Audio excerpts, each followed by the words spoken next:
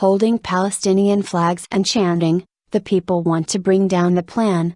Hundreds of Palestinians and Palestinian Bedouin gathered at a major road junction north of Be'er Sheva earlier this month, for a day of rage. The lively protest brought together Palestinian citizens of Israel and Palestinian residents of Jerusalem in denouncing an Israeli government plan that is expected to forcibly displace between 30,000 to 40,000 Bedouins living in Israel. The issue is not only displacement and uprooting tens of thousands of Bedouins from their land. The government is not telling the people where to go, just leave, that's it, said Thabet Abu Ras, head of the Naqab office at Adalah, a legal center for Palestinian rights in Israel, during the demonstration. The Israeli government's Prawer-Begin plan, officially known as the Bill on the Arrangement of Bedouin Settlement in the Negev, aims to evict Bedouin residents of so-called unrecognised villages in the Naqab, Negev, desert region of southern Israel, and relocate them into government-planned townships. There are some 200,000 Bedouin citizens of Israel in the Negev. About half of them live in government-planned townships, which were first built in the late 1960s and annually sit at the bottom of all socioeconomic indicators in Israel, and in 11 newly recognized villages. The idea is to better integrate Jews and Bedouins, to bring many more Bedouins to our workforce, and to build new communities, and to expand some of the current communities and make them modern. Major General Doron Amag, Israeli Army, the other half lives in 35 so-called unrecognized villages, which the state deems illegal, and denies them water, electricity, paved roads, schools and other services. An estimated 50,000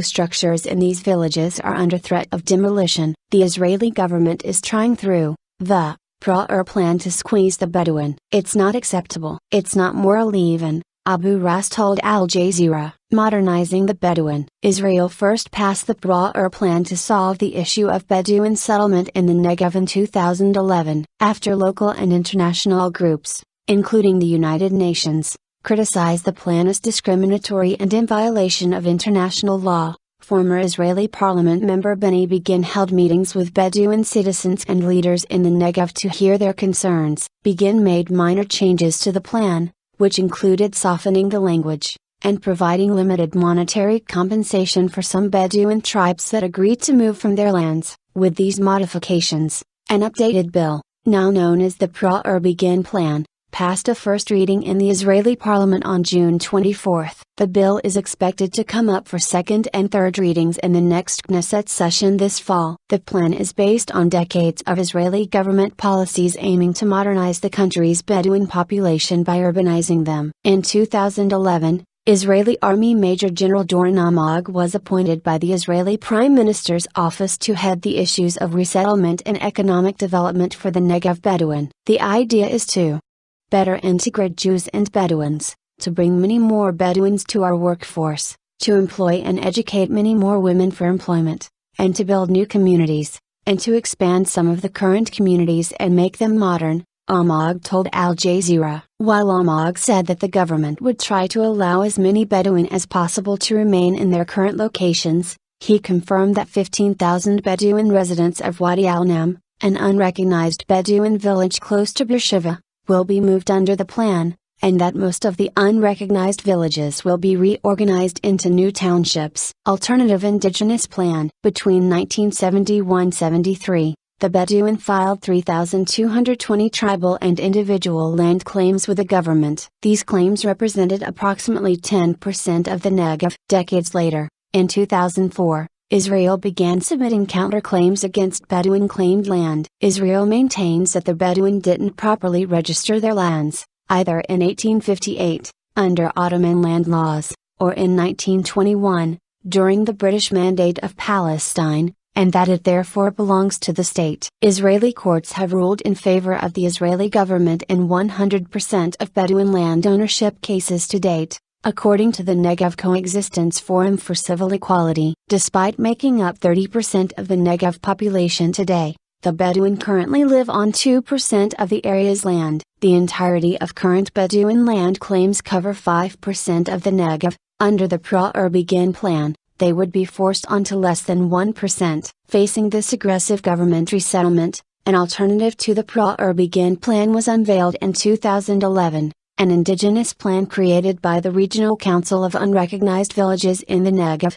Naqab, and Bimkom, a group of Israeli urban planners, and supported by the majority of the Bedouin. If that's put on the table, it will change the game, said Arn Yiftachel, an Israeli geographer, urban planner and professor, who headed the research team that wrote the indigenous plan. We figured out that you can recognize all the villages, with the vast majority of them in their own location, and start a process of bringing them services, modernizing them, in their place. It does not necessitate any removal, let alone forced removal as the government is planning now, Yiftachel explained. The indigenous plan, Yiftachel added, would save the Israeli government between 60–70% of what they currently intend to spend on implementing the Prawer-Begin plan. If this bill becomes law, it will accelerate the demolition of entire Bedouin communities, forcing them to give up their homes, denying them their rights to land ownership, and decimating their traditional cultural and social life in the name of development. Navi Pillay,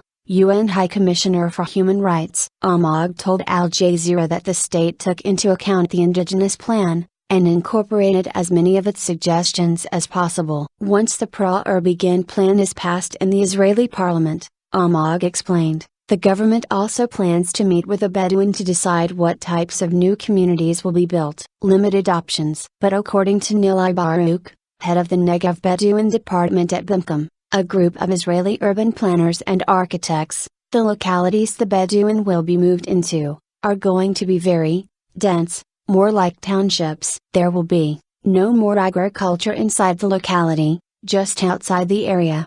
The Bedouin absolutely don't have the same opportunity as Jewish Israelis. You're blind if you don't see it. It's very obvious. Indeed, a clear example of state-sponsored discrimination is the creation of individual farms. Promoted in the late 1990s by then Israeli Minister of Agriculture Ariel Sharon as a way to preserve state lands, individual farms provide a single Jewish Israeli family with hundreds of hectares of land for agricultural use in the Negev. These farms are equipped with basic infrastructure, including vast reserves of water and electricity. Their stated purpose is to keep land away from Palestinian citizens of the state. According to Adalah, the earliest individual farms were built without tenders, without clear criteria for distributing the land, without building permits or approvals as required by law, and without examining development and policy needs. In 2005, the Israeli government approved the Wine Route Plan, which retroactively legalized 20 individual farms,